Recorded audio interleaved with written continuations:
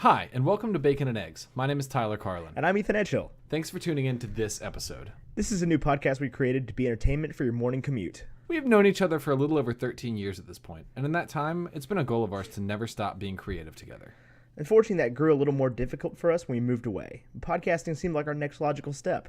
We've kicked around ideas on what to do for years, and we finally settled on sticking to what we're good at. Since we met, we've been going to movies together, reading the same books, listening to the same music, and having in-depth conversations about all of it. We used to spend hours at the local bookstore behind the movie theater, going back and forth over the movie we just saw. Really getting down to the nitty-gritty of the content we take in. So our goal here is to bring all of that to all of you listening. It's going to be a little bit of review, a little bit of theory, and the occasional hot take. So thanks everyone for listening. And we promise this intro will just be a one-time thing. So without further ado, Tyler, what'd you think of Game of Thrones this week? Well, I didn't watch Game of Thrones, but I did watch the 2008 classic, The Incredible Hulk. Oh, The Incredible Hulk. That's the one with Eric Bana, right? No, it is not. That is just Hulk, which shockingly got very similar reviews to this film. Well, that's terrifying because I think I may have accidentally watched the wrong movie. Yeah, no, this was with Edward Norton. And Edward Norton. Hold on. The guy from The Illusionist, he was the Hulk? Yes, but I will say, I actually thought he was a good Hulk because I don't think he looks like a superhero. And I think that's the whole point of the Hulk thing, is that, like, the guy is, you know, he's just a guy who's really good at science. Yeah, and for stuff. sure. I mean, and he's now, Dr. Bruce Banner.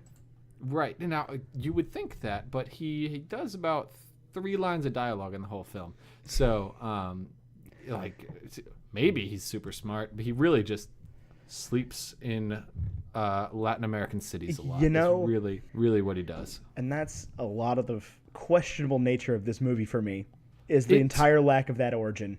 Of what origin? Any origin. Well, there is an origin. I mean, the opening credits. Oh my God, the opening credits.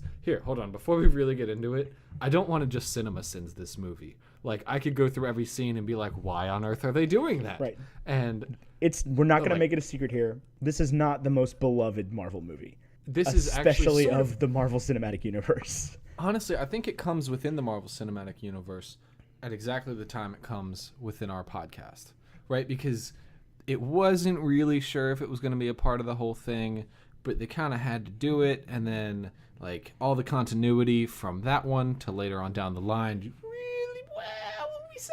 It wasn't there. It was not present. Did right, not it was. exist. What happened to Liv Tyler? Because we know she survived, but she's obviously not Scarlett Johansson in the later films. So and what happened to Edward Norton? But like, even that, they just changed the actor for the character. Liv Tyler's character is just gone. Completely gone. Does not exist in the future. No love interest after that. Anyway, so this film got an unremarkable 67% on Rotten Tomatoes from critics and a 71% from the audience, which is expected. I mean, like, you're never gonna hate a superhero movie, but 71% for a superhero movie is DC bad. Yeah, and I'll say this, like, going into it, when I first saw it, which I don't even remember when I first saw it, because I don't think I saw it in theaters. I did not. I saw it several years later on one of those Encore channels. Right. So when I first saw it, I think I was like, this is not as good as Iron Man. But it's just still wasn't advertised. Right. Because, I mean, it came out a month after Iron Man. Not even a month after Iron Man. And we saw Iron Man in theaters together, like, more than one time. Yeah, I'm almost certain that we did. But yeah, so it starts off, and you got the opening credits, which, like, starts the whole theme of the movie. Oh my and God, this credit scene. Oh, it's so bad. I do need to CinemaSins this. This is the worst thing I think that's ever happened. Oh my God. It, like, not only do you have to read a lot of science terms extremely fast, but you also don't know what's going to be, like, an important plot point and sound editor for the film. That's the thing, is because, like, it's all important because it's the entire origin story in, 45 seconds to a minute of just montage. It's montage, and it's like, but, like, did you notice that when it comes up on the screen and it's like, what do they say? There was a line they used specifically. Oh, it said green Sasquatch. Green Sasquatch in like a newspaper, but then like right below that in the newspaper, it was like John Smith, audio editor for Incredible Hulk. Yeah. What? Yeah. Like no like idea. the font wasn't even different between the two things. No idea. Didn't super confusing. And it takes like 30 minutes for him to be named in the movie. For anybody to be named. Yeah, I don't know what Liv Tyler's character's name was. Her name is I literally Her name is Betty just- Ross. just for some I don't think it's ever said. I think it is only written. just for some well, there's very few words said in the whole movie. I think when they got the script, they were like, "Oh, this is like 6 pages long. I can do this." And that's why Edward Norton signed on. Well, hang on a second. As long as we're talking about trivia behind the script of the movie, it was actually mostly written by Edward Norton. He did not know that. He did extensive rewrites during filming. That's interesting because As he's he known to doesn't do. That's a say very anything. common Edward Norton thing. Edward, Yes, I did know that about him. he is notoriously difficult to work with. Yes, I believe that. I believe working with Edward Norton will in the future be like working with Michael Keaton is now, and I only imagine that Michael Keaton is hard to work with because of Birdman. I mean, I just can't imagine the two of them together on Sky. I feel bad for like Jonah Hill, Why? just for having to deal with that. I'm confused. Just what to- happened with Jonah Hill? Just to have to deal with those guys. Was he not in that movie? Wait, was Edward Norton in Birdman? Edward Norton was in Birdman. Yeah, he was You're absolutely right. He was. he was like Yep. antagonist. Yep, guy. You're absolutely right. I almost forgot that. I honestly, that's such a. It's definitely in my top 20 favorite movies of all time. But I think I can only experience it so many times in this life, and I've only done it once so far. So I'm saving my future experiences of Birdman for much later times in my life. I mean, I don't think it's going to be that much later. Probably not. I It'll probably give us end up 4 on this months podcast. before we put it on this podcast. Before we're like, you know what I mean? If we're talking Michael Keaton films, I mean, I've seen it 7 times. 7 times. That I've seen seems it like 7 times. you're emptying your tank. I'm not. I never get tired of it. But this is not the movie we're here to discuss today. No, we're not. We are discussing a much different Edward Norton movie, sadly. This is how unaware of the characters' names are in the film. Is like whenever we do this, I of course have the IMDb page open so that I can reference all the characters' names just because I'm so bad at it. I was looking at Tim Roth's character Emil Blonsky, and I thought the actor's name was Emil Blonsky playing Tim Roth. Oh, really? Because Emil Blonsky, I think, is the only person that is named over and over and over and over again. And it was actually because they say his name so much that I was like, oh, no, wait a minute. That's definitely the character. Because I remember them saying it and be like, he's like a super soldier named Blonsky, like a surfer name. But because Blonsky to me sounds like, hey, what's up, Blonsky? You know what I'm saying? I think he's like Eastern European. You're absolutely right. He's Eastern European. They actually give that tidbit of background about him. In fact, that's all of the background we get but about he is him. he gets the most extensive origin story of any character in the movie. Yeah, he absolutely does. Anyway, so we get past this. We're on our synopsis, correct? We get past this questionable opening credit sequence, which gives you the whole background on Bruce Banner and the Hulk and the love interest and the angry military colonel, and you wake up and he's in Rio de Janeiro, I think. It's not Rio de Janeiro. He wakes up in some big Brazilian city. And actually, real quick on this, I mean, I have issues with the fact that it was in Brazil because, like, most people who speak 2 languages in America also speak Spanish, and this could have very easily been done in a Spanish-speaking country. But, because I think, if you're just making a movie and you want people to understand it right away, I think you should, and you have to use a different language, I think you should always do English and Spanish. Well, I think that it was part of his struggle was that he didn't know Portuguese at all. You could see him learning Portuguese. And he says that line like, don't make me hungry. You don't like me when I'm hungry. And the guy's just really confused. And I think that I thought that was funny. Actually, in my notes, it says, you won't like me when I'm hungry, comma, LOL. Yeah, I had the same thing written. I said, don't make me hungry. I lulled. I did lull, but I think hungry and angry sound similar in English. I don't know if they sound similar in Portuguese. So I don't know if that was like the best comparison to make. But I will say I'm happy they did it in Brazil because that means they got to do, I guess at the time they didn't have drones, so a helicopter shot of just endless houses upon houses upon houses upon houses. I think it's a very strange place for the Hulk to go. Picture yourself. You're the Hulk. If your heart rate goes above 200, you turn into a giant monster. Okay? What? Well, that's like he does the same thing. This actually I think is good continuity because they do the same thing where he ends Mark up in Ruffalo's he ends up in India. Calcutta. Yeah, India. But I just think it's strange. I didn't get it then. I don't get it now. I don't get it in the Avengers.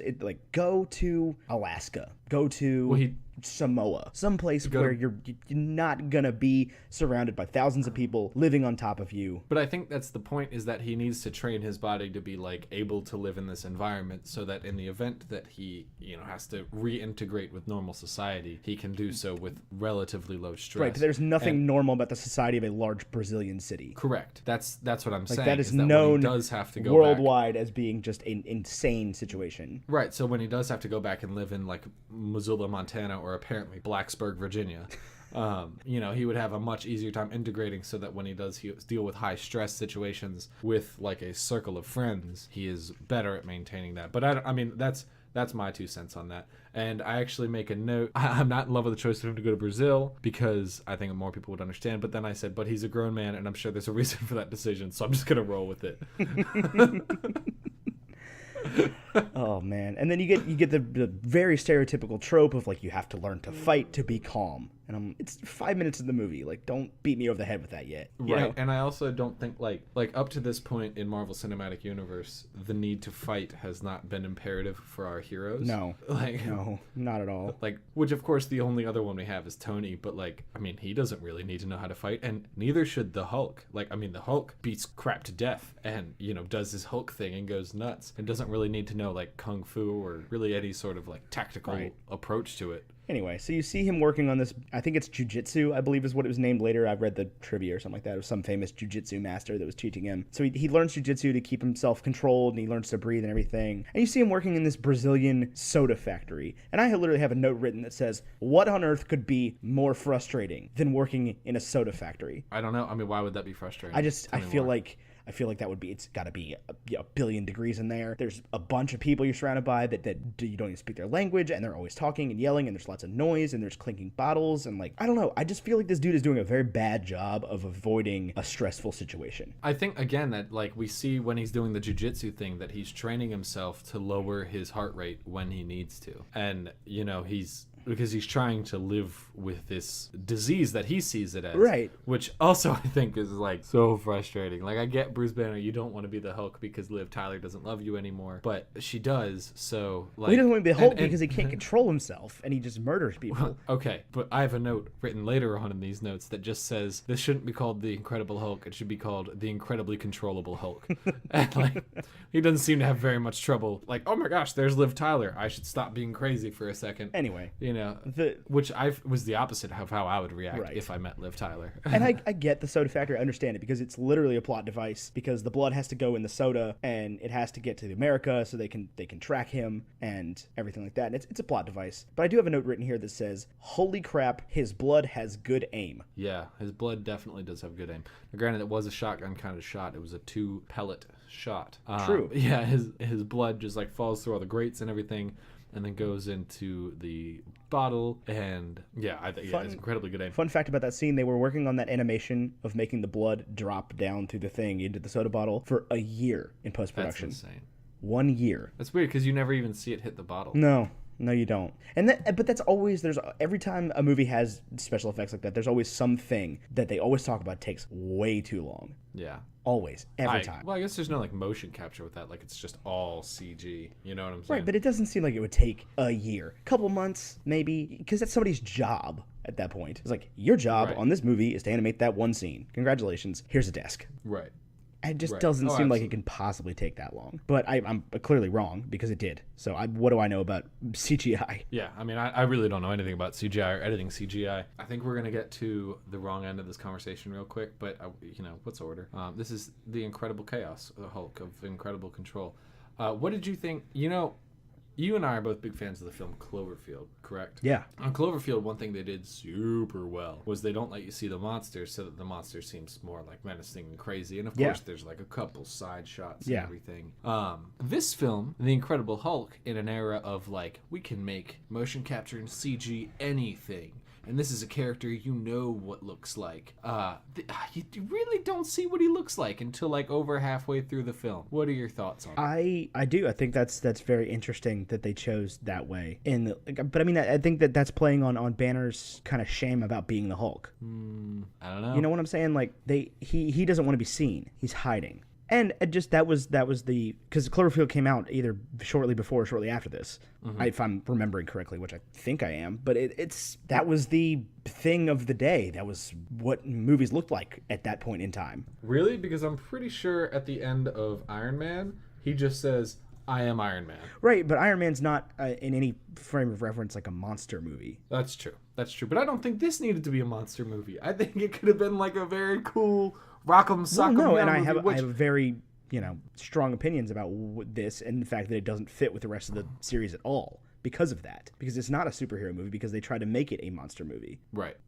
However, on this topic of Cloverfield, there's one great shot when you first see the Abomination for what it is, like after he busts out of the building, and they show like a side shot of him walking the other direction, and like the soldiers walk up and they got the guns, they're looking through the window, and then one of them gets like taken off, and they're like, oh wow, that's behind us.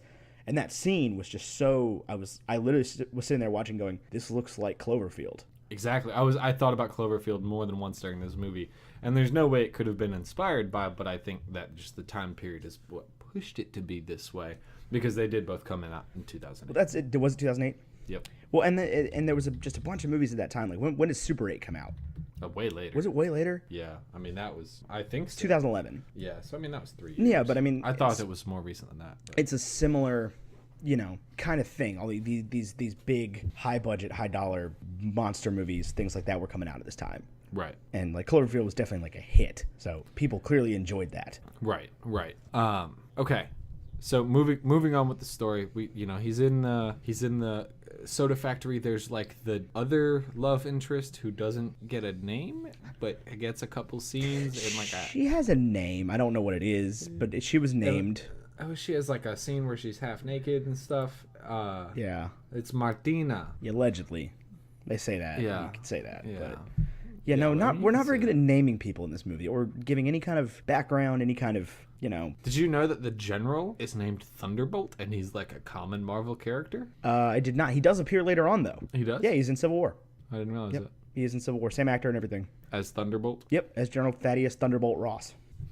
Which, I mean, like, as soon as they said his name, I was like, oh, that's who that is. I recognize the name as, Marvel character, but I didn't know who he was at all. Had no idea. Right. But, yeah, so he's, they're chasing him down for not really any particular reason. They bring in this, SAS, Special Ops, Black Ops, Eastern European Blonsky dude. Wait, before we get to their chasing him down, we first meet Mr. Green and Mr. Blue, which I remember when I first saw this movie being like, I thought for sure Mr. Blue was Liv Tyler. Like, there's no way it could be anybody else, and he is sending everything back, and she is working like double agent status to fix him, and like just a great plot device, like set up wonderfully. Oh, see, I never thought that. I never thought they would be that good with it. He's got like the picture of her right there. Right, but that's why, is I think the picture is, if you had the picture of her, and it was her, I don't think he would have the picture. I don't think they would have focused on the picture like that. I saw the picture very much as he's doing it for her and not with her. I think he's doing it for her, and what he's like sharing with her, they could have made him appear to be dead or whatever. Yeah. And like what he's sharing with her is like, I have this gamma radiation sickness and I need your help. And because she is such the compassionate person that she is, she's helping this like mystery online Mr. Green. And, like I thought for sure that's what it was. And even rewatching it, I was like, I feel like it's Liv Tyler, but I know that it is an unimportant character that I'm disappointed by later in this movie. And but it's the guy from Oh Brother, Where Art Thou? I mean, exactly. It's Tim Blake Nelson. I love that guy. Tim Blake Nelson. As we thought you were a toad. I know, right? I mean, he kind of is, But like, why is this man included in this movie? No, hang on. If we're talking about why is this man included in this movie, why is Ty Burrell included in this movie? Why is Ty Burrell in this movie? I have a note written here that says, what is Ty Burrell doing here? Like, why is he in this? What is his character's name? Samson. Dr. Leonard Samson. Samson. And he has probably as many lines as Ed Norton, but much less screen time and many fewer scenes sleeping in Latin American villages. Correct. Anyway, so yeah, we meet the other love interest that goes away very quickly and is not relevant. We meet the Brazilian gangster guy who is also very quickly not relevant. And then the military comes and tracks him down. They found him because he infected Stan Lee with gamma sickness. And Here's a good theory opportunity if we're drawing from our intro. Do you think Stan Lee is the character that he becomes in the comics, which I think, oh gosh, please don't everybody get mad at me, is the Watcher, and that is how he's able to make cameos in so many different like character roles in all of these films without like I get that they're cameos and like I think at this point it was probably still just like, oh, it's Stan Lee, whatever. But like, do you think the Watcher is like the god of Marvel and he can see all and is all knowing, and that's how come he's always popping up in areas where all of the heroes are? Do you think? I mean, I think they've left it open enough that it can be that if it needs to be. If you want it to right. be. Like, I think that it is one of those harmless things where it's like, yep, just go for it. If it makes you happy, think that. If it doesn't, don't worry about it. I think he is, and that's why he's in all the different universes that come out on film and everything. Right. And because he's in like the classic Spider-Man, and then the and he's in Big Hero 6 Spider-Man. and yeah, and he's in Big Hero 6, and he's in he has like a line in this, which I actually did not remember that at all. And then later in the movie, there's a character named Stan Lee, which they like do name, and he has a restaurant, and his name's on it. His name's Stanley. It's Stanley, right? But he looks like Stan Lee. Right. Like that's the joke, right? Yeah, I believe so. I can't imagine that went over their heads. Right, and they're like, "Wow, what an odd coincidence! I didn't even think of that." Yeah, no, that was Stan Lee. But it wasn't, of course. That was some other person. But right. Anyway, so they chase him down. He gets away. Maybe. No. Yes, he gets away. And before that, we had contacted Mr. Blue, and we thought we had a cure. And that was pointless. He did the thing with the flowers, and I wrote 17 minutes into the movie, we already have a cure, allegedly. Who thought that was going to work? Well, did you? I think my favorite part of that, I never thought it was going to work. Obviously, he has to show that he's working on something and show that it fails. But then they do the Petri dish thing, and it's like, it is straight out of Spider-Man 3 when the symbiote is attacking the other cells in the Petri dish, and it's just so cheesy. Yeah, it goes the cells are green, and then they turn into red blood cells, and then 4 seconds later, they're large green cells again. I'm like, oh, well, that did not work. Not even a little bit right. Yeah, no, not even close. Which I thought was interesting because his blood on the bottle was red. I don't think his blood is supposed to be green. I think that the blood, I mean, I don't know a lot about blood. I'll be 100% honest with you. But I think that the blood cells, which I guess are not the whole water and liquid part of it, are tainted green. Gotcha. But are not entirely green. Okay. Anyway, so he has this huge fight scene right at the beginning of the movie in the soda factory with the British Eastern European soldier and the U.S. military, and the soldier guy Blonsky is clearly just oh man, this guy's hot. I need to be this. This is what I need in my life. Is this big old giant green thing. He's enamored with this idea of power immediately. And I love that about Blonsky, and that he's this incredibly static character who just grows in his anger and rage over time, over the whole film, and that he's met an enemy that he could never possibly defeat as he is now. So he has to become something else. Yeah, he has to become something else to become stronger. And we get a lot of really interesting, I wouldn't say backstory, but origin story on Abomination. And I actually thought he was the most well done character in the whole movie by a long shot. I didn't like his introduction at all. Where they're just we got you this special soldier. He's Saul. We got you. We got you an alpha. I'm all right, listen. Shouldn't all of the our alpha in the U.S. military is somebody from Eastern Europe by way of Britain? That is this doesn't quite add up. What about a Navy SEAL? No. Where's Chris Kyle at? Come on. Right. Oh man. Anyway, so Blonsky's clearly enamored with this guy, and they have this whole big fight scene, and he throws people through walls, and you don't really ever see the Hulk. And then he gets away and runs to Guatemala from Brazil. Oh wow! Or close. That is dang. So he really went far, and he ended up in Guatemala. I thought it was Peru. No, the guy straight up says you're in Guatemala. Oh, because it's been 3 hours. He gets out of the jungle, and he sees the car, and he starts speaking Portuguese, and the guy's like, I don't speak Portuguese, and he's just kind of, hell you mean you don't speak Portuguese? From Brazil? And he goes, where am I, in Spanish? And the guy's like, you're in Guatemala. And he just kind of looks around oh. And then he goes into the next transition is in Chiapas, which is the far closest part of Mexico to Guatemala. And I was like, that's not a big transition. That was not necessary at all for him to go into Mexico to get stretchy pants. Oh man, they went all out with I love the stretchy pants thing though. I think that's really Because funny. TNA's anything mas stretchy, and I was like, what? Is that not how it works? You know what frustrated me about the stretchy pants thing is like he keeps going back and asking for the stretchy pants, and then every time he hulks out, he's wearing like regular pants.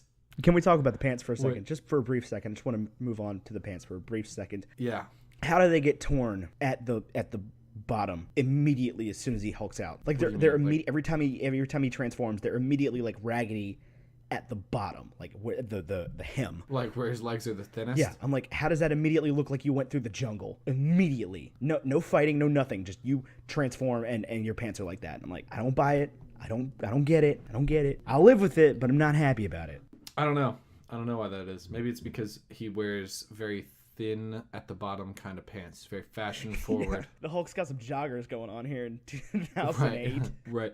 I will say, like I've made this comment later on in my like overview comments, in that like Iron Man I felt like aged very well. I watched that movie and I was like, wow, this is still a great movie. And like these special effects hold up. And I think the same for the Hulk as far as the special effects. I really like, there wasn't a moment where I was like, that's fake. Well, I mean, I was the whole thing, but like the fonts that they used for like all of the like locations and everything, I was like, man, that looks like 2008 right there. Yeah, for sure.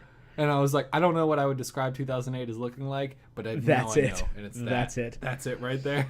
And so after that, we get back to America. He's, General Ross and Blonsky are talking, and Ross is immediately like, hey, we should make you a super soldier. That worked really well last time. See that Banner guy? You can be just like him. Yeah, they were like, we've got some of that super soldier serum. Yeah, I'm sitting here thinking, I literally wrote a note that said, when is this guy going to learn this is not a good idea? He never learns. No, he doesn't. He doesn't, clearly. And then we're introduced back to the love interest, and you get to see he's on the campus at what is apparently supposed to be Virginia Tech.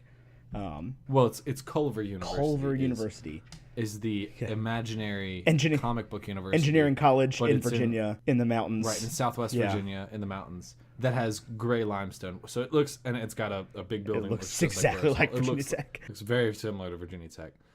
Real quick before we get to Virginia Tech, I have a note in here that like first when they go after, this whole movie is riddled with the U.S. government firing guns in places where they shouldn't be firing guns. Just would never fire guns, right? Like a civilian area in Brazil, doesn't matter who the target is, you were never going to be firing guns in this area. Yeah. College campus, same deal. Yeah, but my comment was, I'm cheering against the U.S. military, like specifically the Army. They make note that this is the division of the military. It is the Army. So I'm cheering against the Army, and then that guy doesn't just shoot one dog, but he shoots two dogs in like a 30-second period. In Brazil, yeah. Well, he tranquilizes them. Whatever. He shot a dog. Multiple. Because you hear the first dog get shot, and then the second dog literally gets shot on camera. But then again, he's not U.S. government. He's British. They have different rules there, I guess. I don't know. No, I don't think you could shoot dogs. Anyway, so I don't think you could shoot anybody in Brazil. We'll talk later about who the real villain is here. We'll talk later. But so they get on campus, and he sees her with Ty Burrell, her new boyfriend, who's there for some reason. He has no purpose in the movie whatsoever except to be a snitch. I think Ty Burrell was poorly cast, and I would have cast what's his name? I actually don't even have a clue. I couldn't even remotely tell you his name. I can't even think the character's name. But the buddy in National Treasure, what's his name? Oh, that's Justin Bartha. His name is Riley Cooper in National Treasure. Yeah. And his real name is Justin Bartha. That guy is who they meant to cast for the role. Pretty I'll much. tell you that much. Pretty much. And I mean, I would have just written that character completely out of the movie. He had no purpose whatsoever. He's a love interest that was immediately forgotten about. Right. Bruce got back. She sees Bruce Granted, Banner. Bruce had only been gone for like 6 months. No, Bruce had been gone for like 5 years, because they say later in the movie that he disappeared off the radar for 5 years. No, it was 5 months. I'm pretty sure it's 5 months. I thought it was years. I would think put money on that. I don't think so. I guess if he was in Brazil for 5 years, he would have learned a little bit more Right, Portuguese than what you learn on Sesame Street. Yeah, so I'm pretty sure it's 5 months that he had been gone. I could be wrong about that. Nobody light me up for this, but I think it was 5 months. At Ethan. Yeah, at me on Twitter. At Wow. Tell me how wrong I am about it being 5 months, please. But I'm pretty sure it's 5 months. Anyway, so yeah, she just immediately forgets about Ty Burrell as soon as Bruce comes back, which poor guy, and he immediately decides to rat on them because he's jilted, and Right. yeah, he calls the federal government. And I'm like, all right, cool, you're done now. Your role in this movie no longer exists. And it doesn't. Like never again does he appear. And they decide that it's a good idea to attack him with like nerve gas, and yeah, because that's gonna help. What? Although I think Ty Burrell could have been Mr. Blue. Great candidate, right? He comes back, and the love interest of his love interest is the man. Oh no, who's but gonna carry that would have made this movie good. That would have been like, whoa. That would have been a great cool. movie. And that's who I originally thought was going to be Mr. Blue, was that guy. I really did. Yeah, But- but no, very disappointing. And I mean, Mr. Blue. and what's her name? Elizabeth, Betty, whatever, is immediately revealed to be completely complicit in all of this. As soon as Bruce shows up, she was like, I saved all the data just in case. We thought you were dead, but like, here it is. Here's all of the data you ever needed. And yeah, the Hulk talks a lot in this movie. Did you notice that? Like the actual Hulk. Like the Hulk himself. He has 3 lines. Probably no. The first time he hulks out, he says, "Leave me alone." Right. And then one time later, he says Hulk smash. No, I think he says something while he's at Virginia Tech as well. He says Betty. Is that what he Yes. says? Is that the only time her name is said the whole movie? 6 words. I think that's about as many as Edward Norton says. So, And he didn't. Edward Norton didn't even say the words. Who did the Lou words? Ferrigno. Yeah. I'd The feel security guard. Yeah, I when I saw Lou Ferrigno, I was like, nah, that's pretty good. But we'll talk about that That's later because better. we get to that whole part Yeah. where we talk about Easter eggs and references and all that. So Right. we'll talk about Lou Ferrigno later. Oh, I have to go back a little bit. I'm sorry. You jumped through my notes. I have to go back. I did. Is that okay? Yeah, that's fine. Just edit it. Okay. So I feel like he could have been a lot more destructive in that Brazilian city. Like You're 2 stuck years on from Brazil, now. man. We're past Brazil. I have a lot Brazil of, stopped no, mattering though. But like that's the thing is like the dude like straight up destroys half of New York like 2 years from now in the Avengers, right?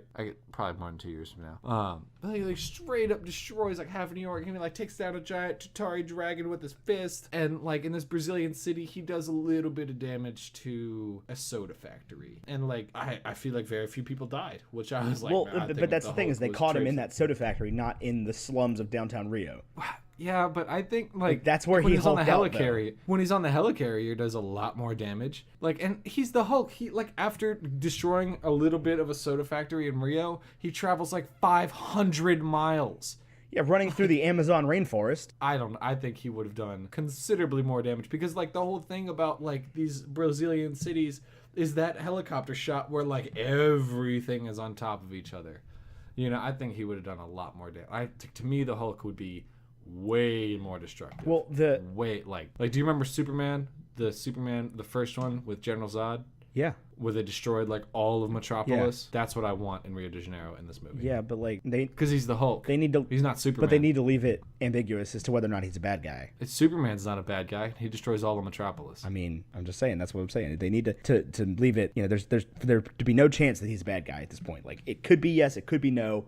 They don't want to turn him against us. That's the whole Superman story though, is that people eventually start to hate Superman. Like every Superman deals with that. Yeah, I still think he should have done it. One special effect I thought they did extremely well inside of the soda factory fight was when he throws the forklift. Yeah. Because I watched that and I was like, wow, he threw that forklift like a football. Yeah. And then I was like, I wonder how fast a forklift would travel through the air if somebody threw it. And then I was like, well, I guess it depends upon how strong you are. Hulk's pretty strong. And then like in the next scene, the guy's like, he threw that forklift like a softball. And I was like, wow, they achieved exactly what I thought they were going to achieve. Yeah, straight Very up. well done. The guy was like terrified of the fact he picked the forklift up and just chucked it. Right. And I was like, wow, that's exactly what you achieved. Yep. And that's what it looked Yep. like. So Hats off to the special effects team there. And then I also said I want to see Bruce Banner doing more science stuff. I feel like he's a half hour into the movie and all he's really done is hitchhiked through Central America. Yeah, well, they consistently like to underplay how smart Bruce Banner is in the Avengers movies, as well as literally everybody gets dumbed down. Like they picked the dumb Ant-Man as opposed to the scientist Ant-Man. And they picked... Who, Hank Pym? Yeah, they went... Well, I mean, like, Paul Rudd is a master's in electrical engineering, so he's pretty smart. Wait, Paul Rudd does, or... His character Scott, does. I can't remember his name. Scott Lang. Lang. You're right. Anyway, but that's what I'm just saying is the whole time it's like they've just ignored the fact that these people are just a group of geniuses. Well, I mean, I don't think they downplay the Tony Stark or Vision thing very much, but I mean, like those are some pretty smart folks. right? But like Ultron becomes like an accident. Yeah. Well, I actually have a theory that Ultron was not an accident and Tony did it on purpose because Tony's not who he says he is. Right, but like that's not how it happened in the comics. It was Tony and Bruce working on this AI for a long time together, and like Bruce had nothing to do with it in the movie, and like that's what I'm saying is they're just downplaying everybody. Right. It's like this is not the first time, or well, this is the first time, but this is not the last time that Bruce Banner's intelligence gets overwritten. Yeah, I agree. And then of course all of a sudden we go from Brazil to Guatemala to Mexico to Southwest Virginia. Yeah. No in between just there. Boom, boom. I'll tell you, that trip would probably take longer than the Guatemala trip. Yeah, and it'd be a lot more difficult. Right. There'd be customs and customs, like you're a wanted fugitive. Yeah.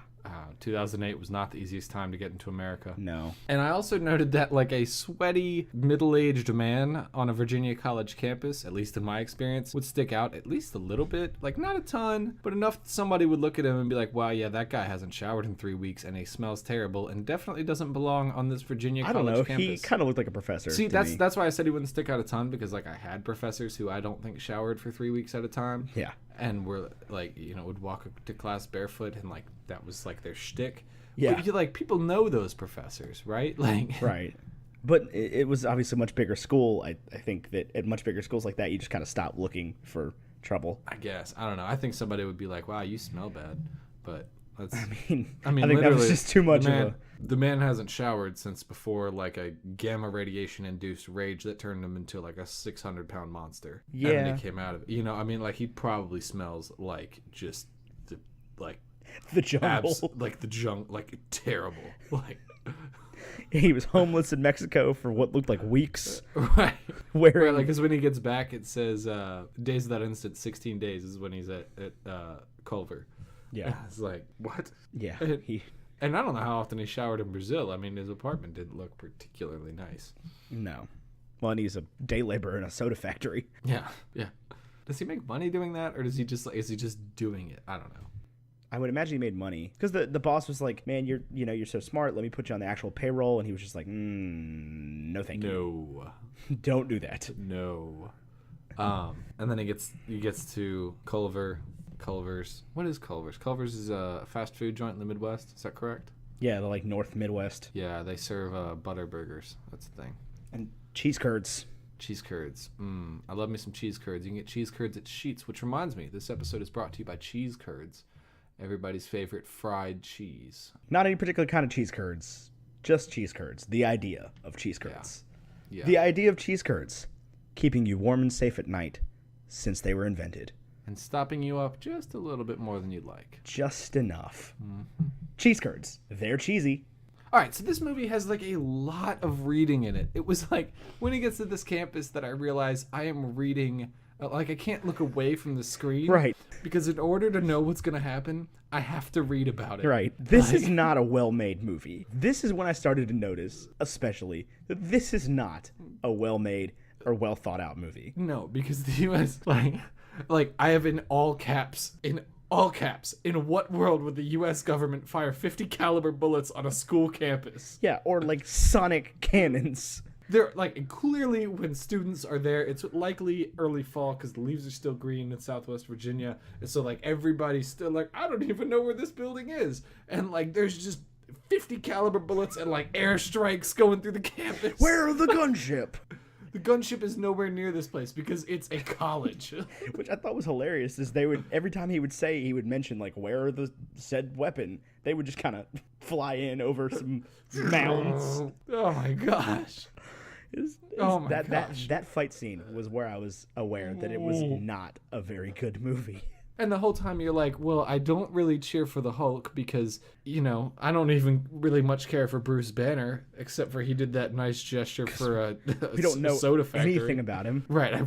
He doesn't seem like a particularly nice guy. He just seems like the person this movie's at this point, around. I'm on Team Blonsky. He's the only one with a motive. Team Blonsky's like, you know what, U.S. government, I'm going to do everything I can to get rid of this gargantuan green terrorist. Yeah, he is the only one with a motive. He's the only one we know anything about that has like a reason for doing what he's doing. He's the only one with a name at this point still. Right. I don't know. I don't know that they've said Bruce Banner's name at this point. I don't know that they've said Thunderbolt's name at this point. They never said it. They never said Ross's name until Blonsky at the end was like, Ross. I was like, all right, that confirms what I'm reading on this IMDb trivia. Right, and they can just sort of arbitrarily assign names like Abomination and Hulk to these characters, but they can't call the General Thaddeus Thunderbolt. Yeah, Thaddeus Thunderbolt Ross. Like, that sounds like you could have just gotten that nickname just because.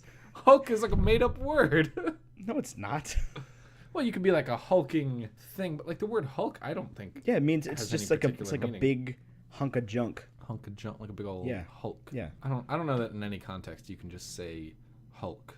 Let's see what Merriam-Webster has to say about this. Hulk, Hulk, a heavy, clumsy ship.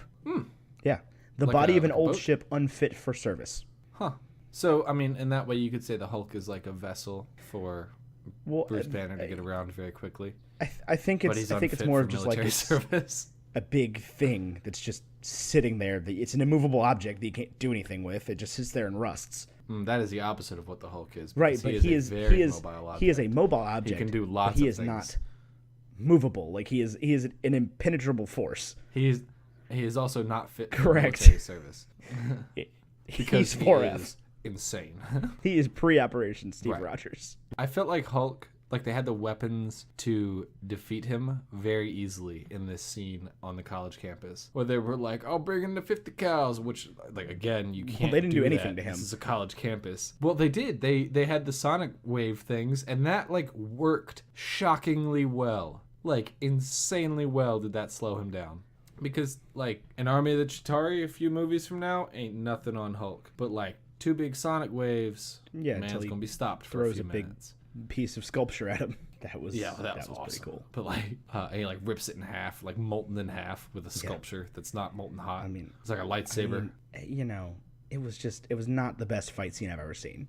That's all I'm saying. I just like he busts out of the bridge, and I wanted the whole bridge to be destroyed, not Right. just like that section of windows. Like I wanted some Michael Bay style, like the bridge comes down, and then because the bridge comes down, it's got so much weight that it brings those 2 buildings it was holding. Whoa! Hang on, this crashing is not down Transformers. as well. I don't want it to be Transformers. Although, I mean, Ed Norton, a Camaro of an actor, does turn into a giant thing.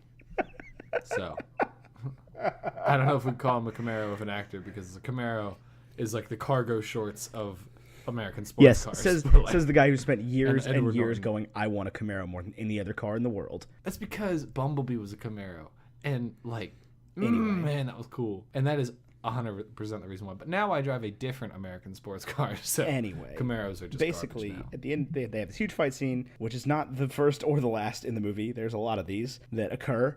They have this huge fight scene, and then it ends with them just kind of giving up, and Hulk saves the girl, which apparently wasn't enough to give him any kind of credit whatsoever. He clearly gets down on his knees and protects and saves this woman, and they're just like, yeah, he's still a bastard. Yeah. Yeah, you still gotta die. You still gotta go. And sorry about it. Do they want? Does he want to kill him, or does he want to catch him? I really don't know. No, what because there are Thunderbolt's no trying to motives do. in this movie. Like I said, Like, the I don't only know person what, with a like, motive Like, at this point still is Blonsky. I think Thunderbolt. They kind of hint at the end when they pull him out of the building. They're like, if you took this weapon away from me, I'll kill you. So they want to capture him. So They can weaponize him, yes, recreate it correct. in a more control. Right. And so they run off, and he runs off with the girl. And I have a note right here that says, and I think this would be a great piece of knowledge for all people that deal with the Hulk to have. I said, maybe if he wouldn't be so angry if you stop hurting him all the time. Who's hurting him all the time? Everyone. Like, the military is just shooting at him when he's just a person. Yeah, but they're shooting tranks at him when he's a person. They're shooting 50 caliber bullets at a college campus. Well, no, when they he's- nerve gassed him. Yeah, I mean that was like I guess their thought there was How did they think that was going to go? That he was just going to be like, oh, I'm just going to pass out. No. Come on now. You know better than this. Shield, Well, you know better than this. You get a lot more meta. It wasn't Shield. This was the Army. You got to remember They used Army's not Shield, about though. it. They did use Shield. Later on, they used Shield, which I was happy to see that they brought that in. Agent Coulson, not in the film. I was a little disappointed by, because this is still early stages when Agent Coulson needs to be making like minor appearances even if he was just like in the boardroom and he just says something like, well, what about XYZ? You know, Right. like that would have been enough of a cameo for me at this point to be like, oh, Agent Coulson, I remember that dude. Yeah, so they run off and they hide in a waterfall, and all is well, and they're clearly in love, and she brings him back down to being a real person. She's like, it's okay, Hulk, everything's fine. You're going to be all right, you big green screwball. He like shouts. He gets hit by lightning. He like shouts at the lightning. We'll Throws talk a rock about at it. talk about that later. Talk about him yelling at the lightning later. Oh my god.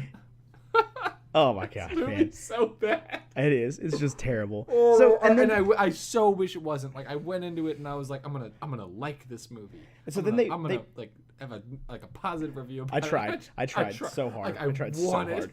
And I'm still trying so hard to defend it. It's just not possible. Oh my god. Anyway, so then we discover through a would-be sex scene something very important about the Hulk, in that it's not just when he gets angry. It's not just when he's mad that he hulks out. It's anytime his heart rate elevates above 200. Is it 200? Is that the Yeah, golden because number? there was like the one scene where he was looking to watch and it kept going up and up and up and up and up, and it stopped at 200 and he freaked out. Okay.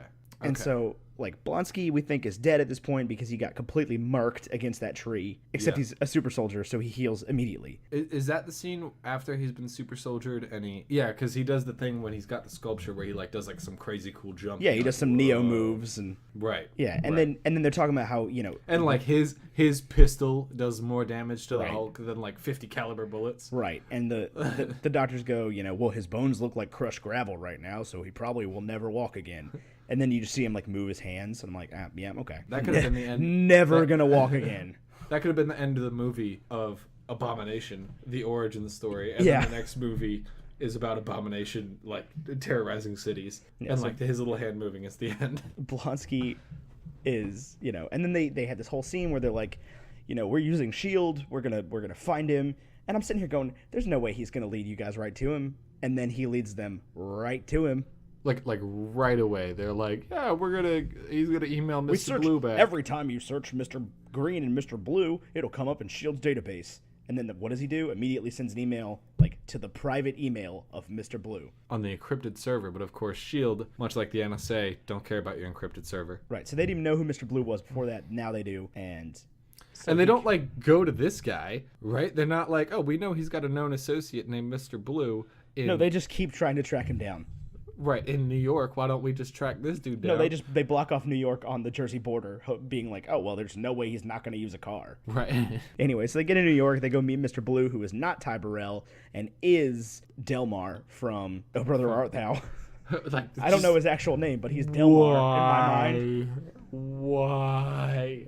Oh my god. There's so many unnecessary characters. Like, this guy, like, the only thing that makes him Mr. Blue is that he's wearing a blue t-shirt that says Science Magnet on it. Like, which just isn't even, like, a joke. It's not, like, Chick Magnet with, like, a magnet and some, like, chicks, like, small chickens going to it. Nope. It just says Science Magnet.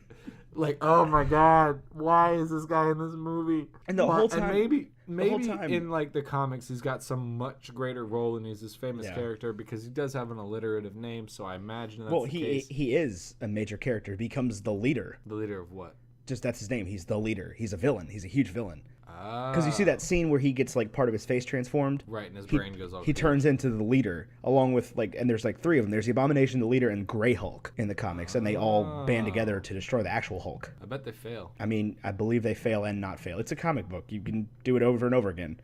I know. He's got to die sometime. How many times they kill Peter Parker? Like 15?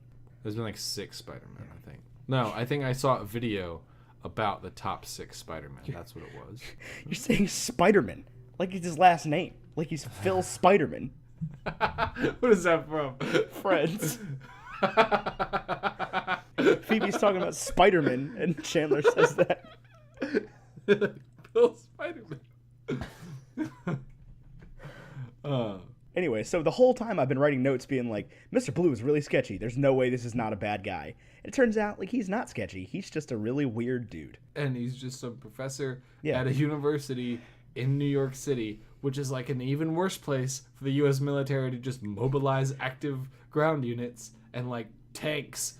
Yeah. Well, I mean, it's Columbia is the university, which that's is where a real school. Yeah, which is where, like, a lot of stuff happens in the Marvel Universe. Like, that's where Doc Ock worked. Yeah, Spider-Man has a lot to do with Columbia as well, in multiple different Spider-Man universes. Spider-Man. But then Liv Tyler is like, would you like some purple pants? And I like, did. I laughed out loud when she bought like, the purple shorts, and he goes, maybe not.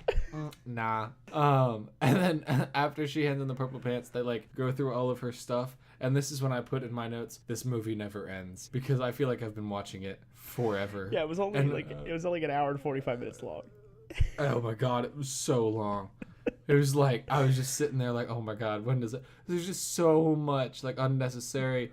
There's also a joke, a comment in here that says this movie should be called Bruce Banner Sleeping While Sitting, because like he's in a motel room with Liv Tyler, and like the next shot is him sleeping, sitting next to a wall, like sitting against a wall at that motel. Yeah, like outside. Yeah. Anyway, so they keep going. Mr. Blue's real. He also wants to use Bruce Banner's blood, but he wants to use it for good and not war stuff. And so we got two conflicting plots there. But then he led the military right to him, and they just keep coming back for more. And so he turns Blonsky into the Abomination, and they have literally nothing important happens at this point because it's a 15-minute street fight in which they shoot 50 caliber bullets into an apartment complex. Like multiple times. Yeah. So literally nothing important happens during that fight whatsoever. The whole time I was watching it, I'm like, when is this going to end? Oh, I have a completely different view on this. Really? Nothing happened. I mean, nothing of value happens whatsoever. But this was like, to me, an extremely redeeming quality to this film was that this 15-minute fight scene was awesome. No, I mean, it was cool, but it would have been cool if there weren't already like 45 fight scenes. There's 3 rounds of fighting. It's too many. It's too many. Too much of this movie was spent in big, like, action movie climaxy fights. This isn't a Michael Bay movie. I didn't want to watch a Michael Bay movie. That's true. But yeah, I love it. Like, I hate that they're like, oh my gosh, there's civilians running in the streets. This machine gun isn't going to do any damage to the Abomination. Let's try a rocket launcher. And like, literally, when they fire the rocket launcher, in that scene, there are people running past them. Like, civilians. Yeah. Like... So there's this huge fight. Blonsky's just like dead, I guess. I don't think he kills Abomination because beat into submission. I don't know what happened. He's got like the chains choking him, and we think he's gonna General Zod him, which I know comes after this, and in a different universe entirely. But you think that's what he's gonna do is like choke him out and kill him, and instead Liv Tyler's like stop, and he doesn't die, but like Abomination should still have some energy because. Right, they're just he's like standing on Abomination. It was just super anticlimactic. But in this scene, there is a part where Hulk rips a police car in half and uses that police car's boxing gloves. That was cool. Is awesome. That was cool. But then at the end of it, he just he like does the thing where he stands on top of the body and then he just runs off, and the girl's never mentioned again in any movie. I don't know that that's the case. I know, so there are mentions of Thor's girlfriend Natalie Portman, and I believe in that same scene they say Bruce, she's elsewhere or something like that, and I think that she shows up like on a monitor somewhere. I think you might be right about that, but like it just they set her up to be this huge important character, and then she's just not. Well, she should be important because she can control Hulk. Right. Like she's the only one that can. Thor doesn't need to be controlled. He has a conscience. Right, but Hulk and like later versions of the Hulk of the same supposedly same Hulk are way more chaotic. You know what I'm saying? Like way more. Cannot even a little bit be controlled. Cannot sit in the rain and shout at lightning at all. But then, they could try, but they wouldn't. So succeed. Then it's over, and there's this great scene where he's like doing yoga and everything, and you can see that he finally like controls the ability, and his eyes light up green. He's got this like devious smile on his face. I thought it was the best scene in the whole movie. I liked that because that I think is the best segue into the Marvel universe. Right, because at this time Bruce Banner is always angry. They did not know whether or not he was going to be a hero or a villain. Oh, but let's go back to the beginning. They had not decided that yet. Let's go back to the beginning of let's go back to the scene where Bruce Banner jumps out of a helicopter, which by the way was super cool that he jumps out of a helicopter. I was okay with that. Having no idea if he's going to transform or not. Yeah, I was like, okay, that's very heroic. You're very much a hero now. But like I don't like that Thunderbolt's all about it. That he's like, yeah, you could do that, because literally this man in the whole movie has just been trying to capture one of these Hulk-like creatures, right? In Edward Norton's character, in Bruce Banner. Right. And then as soon as he captures him, he should have some foresight of being like, okay, I have the capacity to catch one of these people. It'll take some work, but I can point and say I captured that one, you know? Yeah. And then he's immediately like, no, you can jump back out there. And I think that's his arrogance of being like, I can do it again. I did it once. But why would it Yeah, be but different? now he's got to catch 2 of them. Well, no, he doesn't, because I think he knows that Banner's going to be able to stop the one. Well, but Abomination isn't killed. Right, but like And- he's done enough. They knock him out and turn him back into Blonsky. Well, we never see that. Right, but We like never that's see Blonsky again. he's either dead or that's what happens. They're the only option. Did you notice the Hulk's theme? I only noticed it twice in the whole movie. I'm sure it comes through more. The musical theme is right at the beginning when Hulk shows up. There's a really well done tritone. And then right at the end when he shows back up as Hulk, that same tritone is played.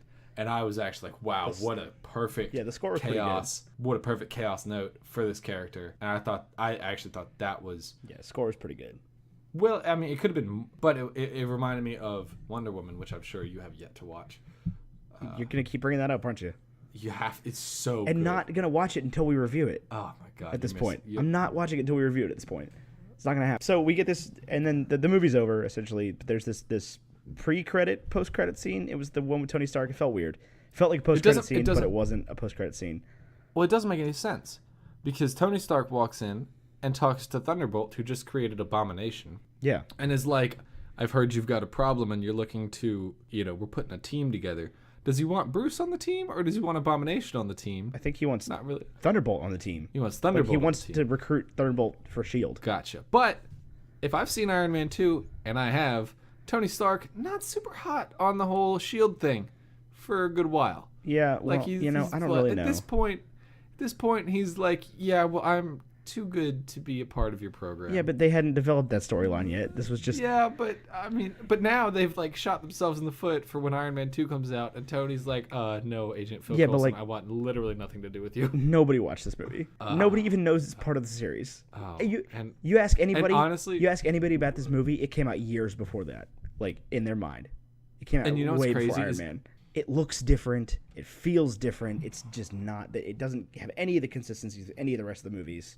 I think they could have done a lot more with, like a lot of the themes throughout the other films is like the sort of modern scoring and like mixing scores with, quote unquote modern music. Right. I think they could have done a little bit with that. I think like if you're gonna do the classic Hulk thing, you could have even like modernized that a little bit. And I like that Lou Ferrigno was in there. I was a huge fan of that. What'd you like about this movie? I have a few things I liked. I love Abomination as a villain. I maintain that. I think it's way more about him, but then it has more screen time about Liv Tyler and Bruce Banner, but it's definitely about Abomination. Like, he's the character that gets developed, and he's the character that, like, I think he would be a really good villain for Captain America, because he takes the whole super soldier thing and what does it mean to be the best soldier thing. Right. And takes a different approach to it, right? Which I think is important, and it adds some nuance to the Captain America story. But of course, we don't have Captain America at this point. Yeah. Although I did get chills at two points in this movie. Both were probably in the last 10 minutes.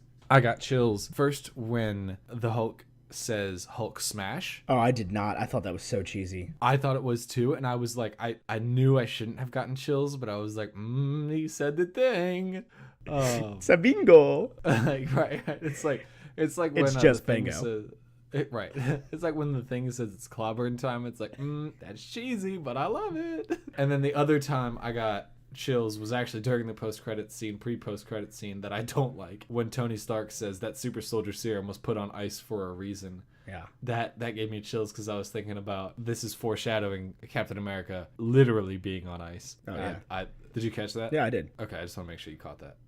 It's not the first or last, or only. It is the last, but it's not the first or only reference to Captain America. What do you mean? You mean there's another reference to Captain No, America? I mean not directly necessarily, but it's just, it's obvious what they're getting at every time they talk about the super soldier program from World War II. Oh yeah, it's definitely like, oh yeah, Captain America. And I think that was very interesting that that was actually one thing I really liked about the movie is that tie-in. But it's also kind of like, well, why did I guess because Steve is the actual perfect soldier is why it worked so well on him, right? That's and they just did it right. Right. Like they didn't do it right with the Hulk. That was the whole thing. Is like they couldn't figure out a method. I think that's the whole thing of the gamma radiations. They couldn't figure out the right method, so they used the gamma radiation, which isn't explained at all because there's no origin. Gamma poisoning. There's no origin story at all whatsoever, which is like, it's just weird. It could have been longer than a 30-second montage. I'm still upset. Very, very confusing. 30-second montage. Don't get to it. So I liked the Captain America tie-in. That was a big point for me. I really liked Abomination. I like Blonsky as a character. I think he's the only person that got a real fleshing out of his character. Only one that developed. He was really the only one that had a name. Yeah, I was very frustrated that like they didn't say any names in this movie. Which like I guess I haven't said your name since I think at all in this podcast, Ethan. But listen, like, Tyler, we're not talking to each other. Like, I mean, we are, but like, how often do you say each other's name in conversation? Exactly. And I think like the director like was presented with the script and was like, they say each other's names a lot. Let's cut that out entirely. And then they control F and got rid of all of Bruce, and they were like, I think that's everybody, right? And Blonsky was still in there, right? That's got to be what happened. No, I'm telling you, it was Edward Norton because he's the one that cut out the origin story completely. He wrote the origin story out of his own script. I mean, I can jive with that. And I get it that for like an art house flick like The Illusionist, this is a superhero origin story movie. This was not an art house flick by any means. No. And that's the thing, and this part, I feel like Edward Norton was a horrible choice. I agree. It's a terrible choice. That I'm so glad they got Mark Ruffalo. He's so much better. He wears the purple shirts. And he's just, like, Edward Norton was not good as the whole. He was too much. He was just too much. Yeah, and he is Mr. Super Dramatic. Yeah, I think Mark Ruffalo should have been in this from the beginning. You can't take the... Well, and the director, I read this, the director absolutely was insisting on Mark Ruffalo. And, really? And Marvel was like, no. He's not going to be good for this. He's too much like Eric Bana. We don't need him. It's not going to be good. Let's get Edward Norton. He's available. And then this movie flopped, and they were like, yeah, you're probably right, guy who's not going to direct another movie for us. We're going to get Mark Ruffalo. Okay, so tell me what... I mean, we've obviously talked about what we didn't like about this movie. I mean, is there any overarching thing that you felt like came through enough that you were able to dislike it about the movie as a whole? It just didn't. There was no plot to it. There's no traction. Yeah, the plot didn't make any sense. It didn't go anywhere. Nobody had a motive. Why is Bruce Banner running? Why are they chasing him? What is going on? Well, and that's like you said. Edward Norton was like, let's just make a movie without a reason. Yeah. So that's what I said. That's why I like about Blonsky is because he has a motive. Whether he's right or wrong, he has a motive. He is the only one that has a motive. That a firm, like, you can see what this guy's about, and he sticks to it. Like I said, he's a static character, but not in a bad way. No, I think you have to have static characters from time to time. Right. He's quite a bit dynamic because he's now a giant. That's rage what makes monster. A great kind of a villain like that is a static character that has a dramatic shift. In this case, his ideals stayed the same, but his body turned into a giant raging monster. But take Draco Malfoy, for example. He is through 6 movies, books, just a whiny jerk. Until the end of the 6th one, he just displays weakness for the first time. And then he is on not necessarily Harry's side, but he is then from that fourth a dynamic character. Right, absolutely. For one, I'm cheering against the U.S. Army this whole film. Where like in Iron Man, it's like, well, the Air Force is kind of the enemy, but not really. No, the U.S. Army in this movie is absolutely the villain. Right, like they are the bad guy. Like S.H.I.E.L.D. is the bad guy. Instead of being like, yeah, let's understand Bruce and see how we can help him, they're like, let's capture him and turn him into a S.H.I.E.L.D. was a bad guy straight up until the end of Nick Fury. Well, I mean, the whole, if you get into the S.H.I.E.L.D. thing and even watch the show, it's like, well, S.H.I.E.L.D.'s kind of Hydra, so... Yeah, S.H.I.E.L.D. is a bad thing.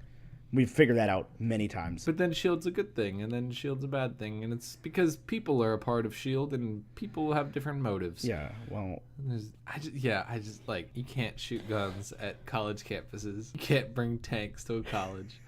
You can't. Yeah. It would not fly. The tanks can never fly. You know what I meant. Right.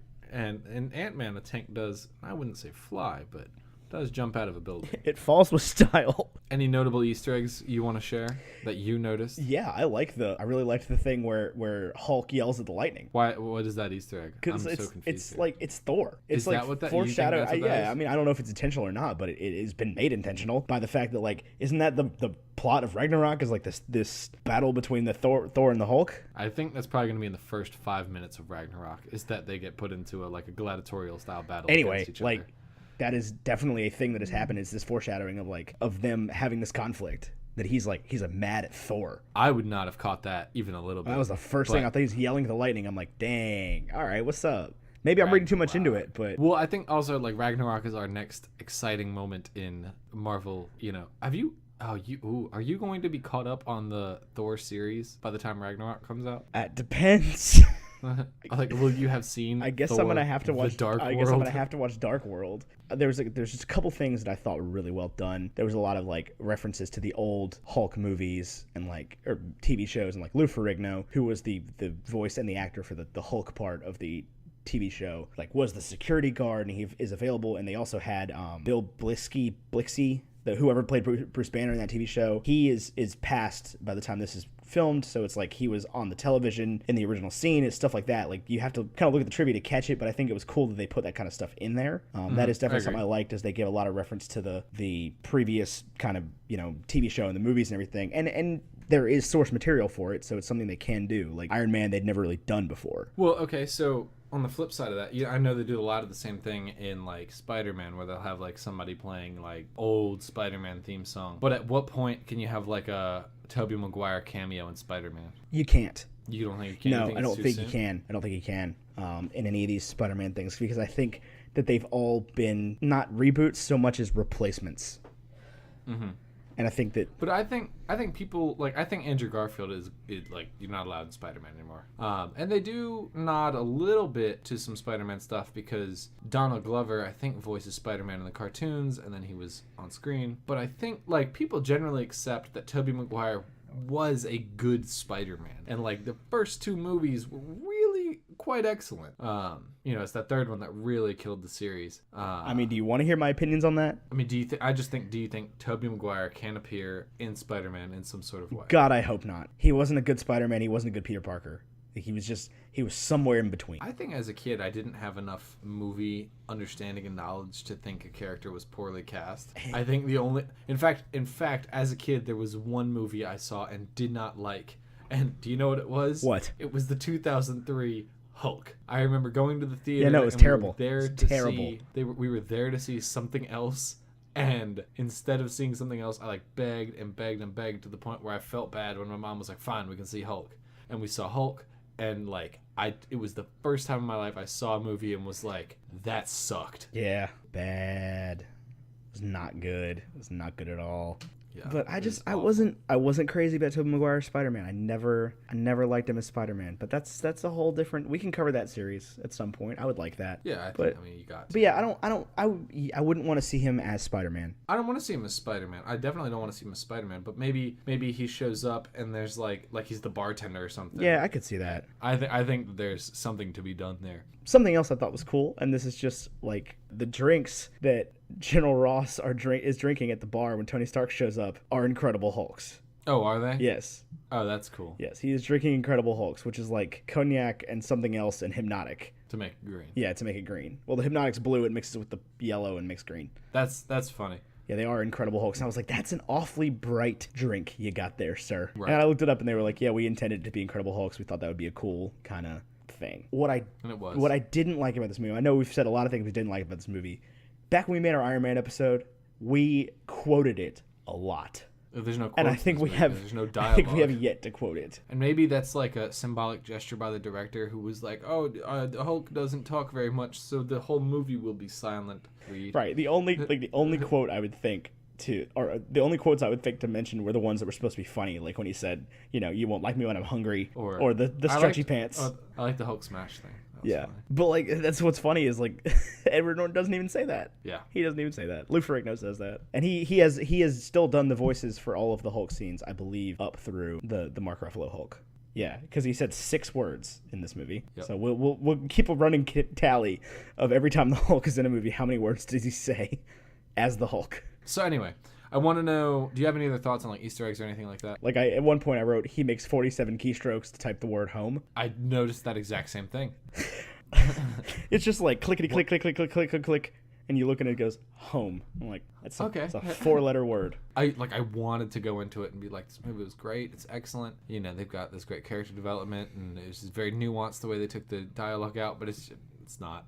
It's just bad. It's not. Yeah, it's just not made well.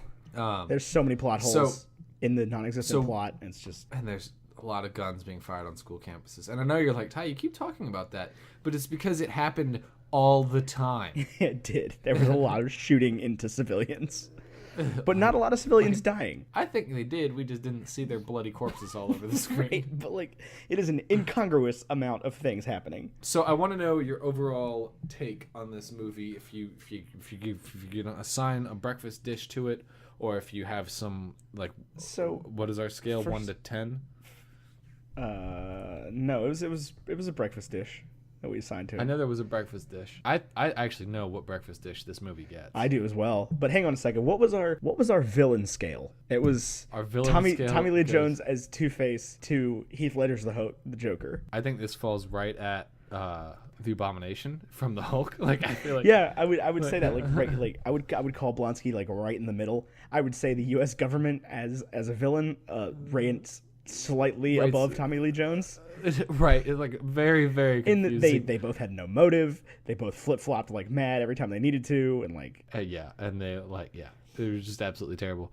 The breakfast dish that this film give gets, me your breakfast dish. It's actually a breakfast dish very near and dear to my heart, and this particular version of it is incredibly disappointing. I don't know what the actual menu item is called, but it is whatever you need to order to get the country fried steak at Cracker Barrel, because I know I love country fried steak. I know you can't mess up fried steak and gravy, because it's like, how could you mess that up? Those are two great, delicious things. And I know that every time I order it, it's disappointing and just like makes me sad. Like, we're at Cracker Barrel, the food should be good. It's just not. And that is absolutely my breakfast dish for this film.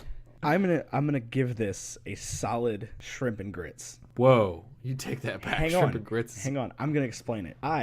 Ever since I was born, have felt a pressure to like grits. It is I grew up in the South. I grew up in a place where there's grits all over the place. Like, they're just falling out of people's eyes. There's grits everywhere. All the great restaurants where we're from have great grits recipes. I hate grits. Oh my God, you're so wrong about this. I've tried so hard to like grits. I feel compelled to like grits.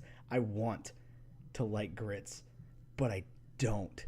And it's the same way I felt about this movie. Like, it's part of the MCU. It's one of the stepping stones of the MCU. I'm supposed to like it. I like all of the other movies that I've seen in the MCU. Some of them are questionable, but like, they're still like, I watch it and I'm like, yeah, this is all right. This one, I was miserable. I know. It couldn't end. It would not end. I was trying so hard to like it. I wanted to come into this podcast and be like, hey, I've got a great review for The Incredible Hulk. I wanted to love this movie. I wanted to find the gem that was hidden in there, but I couldn't.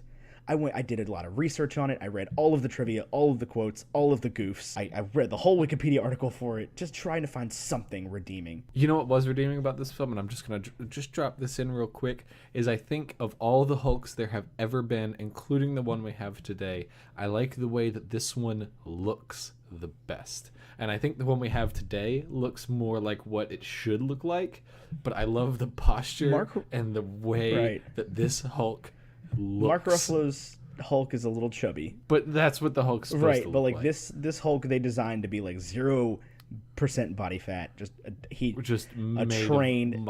They modeled him after like NFL linebackers and the way he moved. Yeah, that is my hidden gem in this film. I would agree with that. And maybe that's your hidden gem in your shrimp and grits, is that there's there's shrimp and like it wasn't. And if I know anything about Ethan, it's that Ethan loves some shrimp. I do I've love seen him shrimp. down like a lot of shrimp. It's the only seafood I like.